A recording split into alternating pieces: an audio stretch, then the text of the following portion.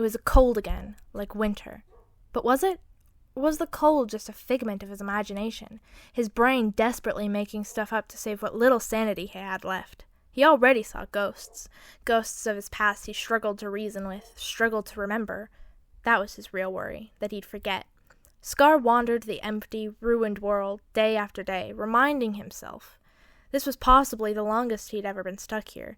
Usually he'd only be here for a few months before the next season would start, and he'd remember easier. But he'd been here this time for... how long? He paused his lonely walk, racking his brain. It was over Christmas, right? Yes, it was the Christmas special. But how long ago was that? Here in this limbo, his perception of time was warped. It was almost impossible to tell when time passed at all, let alone how much. The cold wind ruffled Scar's cloak, and he used it to ground himself. He's real. The wind is real.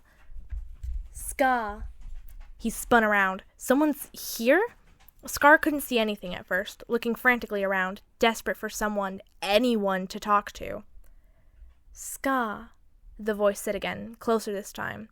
Scar almost recognized it, but it was the same old curse, his mind failing him the longer he was stuck in this world. It sounded vaguely sad, a voice full of regret and remorse. He squinted at a glowing shape in the distance. Scar, the voice called, like a siren. Scar grew suddenly suspicious. Was this another trick of the Keeper? They, those above, had used similar tactics early on in his imprisonment. Scar! The voice was relentless, nagging at him, begging for him to listen. Scar took a step closer, wary. There, off in the distance, where Beat-Up's world used to be. A figure, shorter than him, wearing a cloak or poncho of sorts. Wings, white and ethereal, lay folded against its back, and a smaller pair was nestled amongst messy short hair. Scar was certain he knew this figure. He was sure of it. Frustration let itself out with a growl. Scar! The voice sounded desperate. Everything about this figure was familiar, from the curve of see-through feathers on its wings to the way it stood slightly off-kilter, like it was missing a part of itself. Scar shifted his weight, cane creaking as he rebalanced.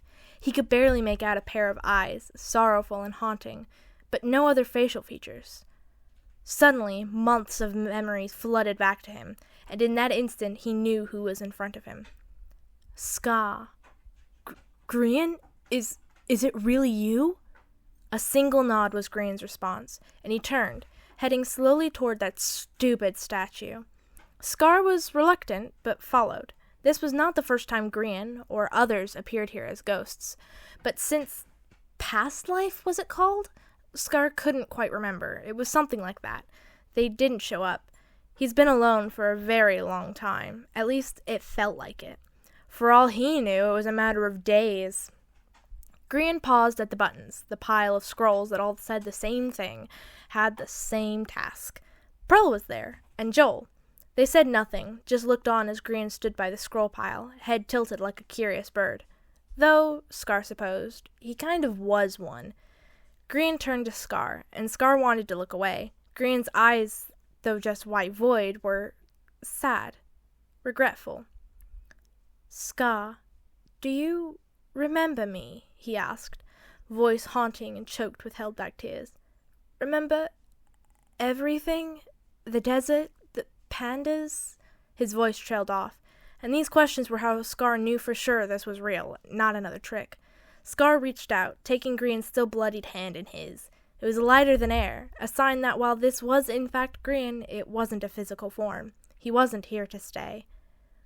Grian, I may not remember exactly everything, but I do know how it ended, how you won, and I don't blame you one bit.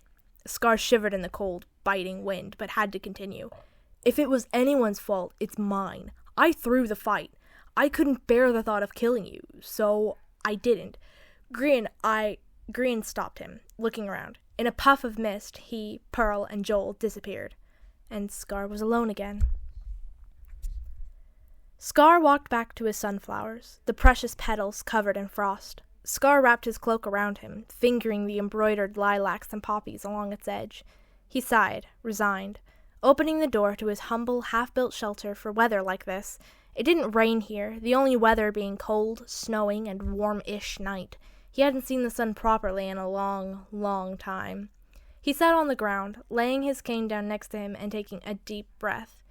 It wasn't all a loss, that small amount of time he spent with Grian. He's remembered things, and that was always a win in a place that tried to take them away.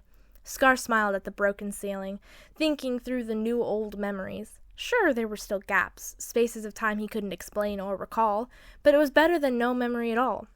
He remembered a poem Pearl wrote for him. At least, he thinks it was Pearl.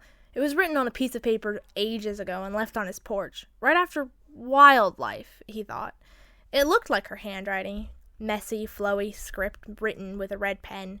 Scar got up and rummaged around in his chests. Aha! I knew it was in here somewhere. Time for a reread, I bet. He settled back down and read it.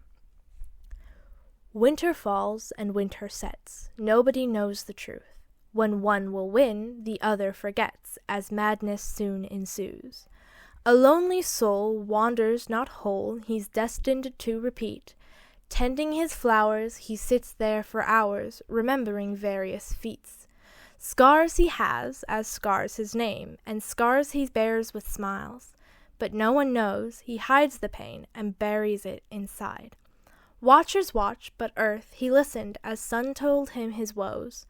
And earth he seemed doomed to repeat when back the cycle we go. But still today, a world away, earth waits patiently, the next of games of others slain, and all's not as it seems.